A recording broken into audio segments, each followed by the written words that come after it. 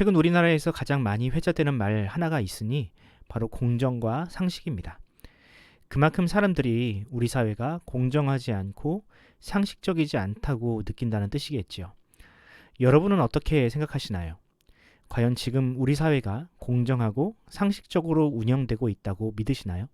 아마도 자신 있게 그렇다고 말할 분은 많지 않을 겁니다. 그런데 이렇게 국가에 대한 신뢰가 무너지면 여러 가지 문제가 발생합니다. 가장 큰 문제는 법에 대한 불신입니다. 얼마 전 법원의 판결에 불만을 품은 일부 사람들이 법원을 점거하고 기물을 파손하는 초유의 사태가 벌어졌었죠. 이 사건은 우리 사회에서 법과 상식이 얼마나 흔들리고 있는지를 상징적으로 보여주는 사례였습니다. 그뿐인가요? 행정부의 수반인 대통령조차 부정선거를 주장하며 국가 시스템 전체를 흔들려는 시도를 했습니다. 이런 일들이 반복되면 결국 사회 전체가 혼란에 빠지고 무너질 수밖에 없습니다. 저는 사회적 신뢰가 무너지고 있는 이 위기를 극복하기 위해서는 다른 어떤 기관보다 사법부의 역할이 중요하다고 생각합니다. 특히 어떤 변호사를 썼는지에 따라 형량이 달라지는 일명 전관예우라는 관행이 반드시 사라져야 합니다. 죄를 지은 사람은 누구든 합당한 벌을 받아야 하고 그 벌은 지나치지도 부족하지도 않은 상식적인 수준이어야 합니다. 그래야만 우리 사회에 공정과 상식이 다시 자리 잡을 수 있습니다. 물론 그것이 말처럼 쉬운 것은 아니죠. 저 역시 말은 이렇게 해도 이 세상에 그런 완벽한 공정과 상식이 실현되는 것은 불가능하다고 생각합니다. 왜냐하면 법을 만들고 집행하는 주체가 결국 사람이며 사람은 결코 완벽하지 않기 때문입니다. 오늘 본문을 보면 자신에게 찾아온 불행이 공정하지 못하다 느끼며 하나님께 항변하는 욥의 기도가 나옵니다. 과연 욥의 불만의 원인은 무엇이었으며 성경은 그 질문에 어떤 대답을 내놓는지 살펴보는 시간을 가져보도록 하겠습니다. 욥은 세상 그 누구보다 경건하고 정직한 삶을 살았던 사람이었습니다. 성경은 그가 부자임과 동시에 하나님 앞에서 순결하기 위해 누구보다 노력한 사람임을 매우 강조합니다. 하지만 그런 그에게 이해하지 못할 불행이 찾아왔습니다. 도적들이 들이닥쳐서 그의 모든 소유를 빼앗아갔고 그의 자녀들이 하루아침에 몰살을 당하는 끔찍한 비극이 일어난 것입니다. 이것이 끝이 아니었습니다.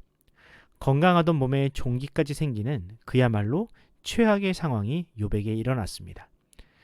그럼에도 불구하고 성경은 욥이 하나님께 찬송했다, 원망하지 않았다, 입술로 범죄하지 않았다고 합니다. 그렇다고 욥이 이런 불행을 완벽하게 이해하거나 받아들인 것은 아니었습니다. 오늘 본문을 보면 욥에게도 현실에 대한 불평과 불만족이 있었다고 기록합니다. 본문 1절과 2절을 읽어드립니다.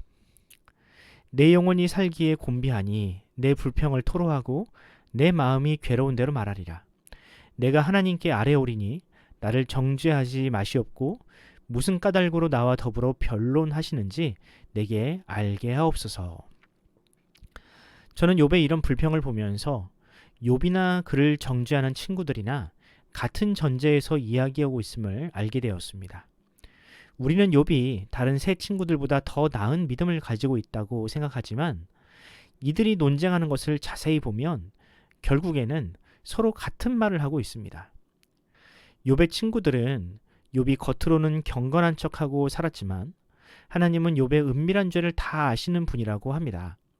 반면에 욥은 자신은 이런 징계를 당할 만큼 큰 죄를 저지른 적이 없었기에 지금의 상황을 도저히 받아들일 수 없다고 합니다. 물론 스스로가 완벽한 사람이라고 생각하지는 않았지만 그래도 이런 심각한 재난을 겪을 만큼 큰 죄를 저지른 적은 없다고 굳게 믿었습니다. 이처럼 욥과 친구들은 입장의 차이만 있을 뿐 모두가 고난과 불행은 사람이 저지른 죄 때문에 일어난다는 전제 위에서 대화하고 있습니다. 이처럼 사람의 생각은 매우 단순합니다. 어떤 일에는 반드시 원인이 있다고 믿습니다. 그래서 그 원인을 찾지 못하면 답답해서 죽을 지경이 됩니다. 어떨 때는 자신에게 일어난 불행보다 그 원인을 찾지 못해서 더 괴로워하는 경우도 있습니다. 욥이 딱 그런 경우입니다. 욥은 자신에게 일어나는 불행의 원인을 도저히 찾을 수 없었습니다. 자신보다 더 큰 죄를 저지른 사람도 저렇게 멀쩡하게 살아가는데 어떻게 상대적으로 깨끗하고 정직한 삶을 살았던 자신이 이런 처지가 되어야 하는지 도무지 이해가 되지 않았습니다. 차라리 자신에게 그럴 만한 죄가 있다면 억울하지도 않았을 텐데 말이죠. 이것이 바로 욥이 가지고 있는 불평이었습니다. 자신이 믿는 하나님은 절대로 이런 상황을 용납하지 않을 텐데 지금 일어난 일을 보면 그 믿음이 부정당하고 있으니 답답해서 죽을 지경이 된 것입니다. 그럼 우리는 어떤가요? 여러분은 과연 욥이나 그의 친구들과 다르다 할 수 있습니까? 우리도 역시 어떤 불행이 찾아오면 그 불행의 원인을 자신이나 타인에게서 찾으려 합니다. 그리고 지금 일어나고 있는 불행이 자신에게는 과도한 것이며 자신을 이렇게 내버려 두시는 하나님은 공평하지 않은 분이라고 쉽게 단정 지어버립니다. 욥기가 우리에게 주는 가장 중요한 교훈은 하나님을 그렇게 단정하는 것이야말로 가장 어리석은 일이라는 것입니다. 하나님이 없다고 말하는 것도 어리석은 일이지만 한 치 앞도 볼 수 없는 인생이 하나님은 이러저러해야 한다고 단정하는 것도 똑같이 어리석은 일입니다. 여러분, 모든 것이 예측 가능하고 이해가 되는 신을 어떻게 하나님이라 부를 수 있겠습니까? 그런 존재를 과연 믿고 의지할 수 있습니까? 이해하고 통제할 수 있는 대상은 우상이지 결코 성경의 하나님일 수 없습니다. 하나님의 공의도 마찬가지입니다. 하나님은 욥과 그의 친구들이 생각하는 것처럼 죄를 지으면 딱 그만큼만 벌하시는 분이 아닙니다. 그것은 사람이 생각하는 정의이지 하나님의 공의는 아닙니다.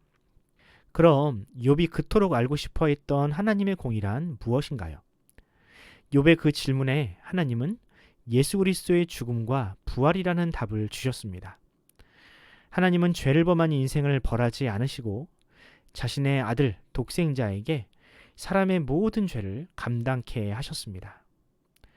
욥이 하나님의 영광을 나타내기 위해 시험을 당한 것처럼 예수님 역시 하나님의 공의와 사랑을 이루시기 위해 대속적인 죽음을 감당하셨습니다. 이것이 바로 하나님의 공의입니다. 그분의 공의는 단지 죄를 벌하는 것에 멈추지 않고 죄인을 사랑하는 데까지 나아갑니다. 사람의 기준으로 보면 이 일은 매우 부당한 일처럼 보이지만 십자가 죽음과 부활이라는 사건만큼 하나님의 공의와 사랑을 잘 보여주는 사건은 없습니다. 그렇습니다. 예수 그리스도의 십자가에는 욥과 우리에게 있는 인생의 모든 질문에 대한 답이 담겨 있습니다. 예수님은 십자가 위에서 인생이 당하는 고통을 방치하지 않는 하나님의 사랑과 공의를 선포하셨습니다. 그리고 우리는 그 공의와 사랑을 은혜라고 부릅니다.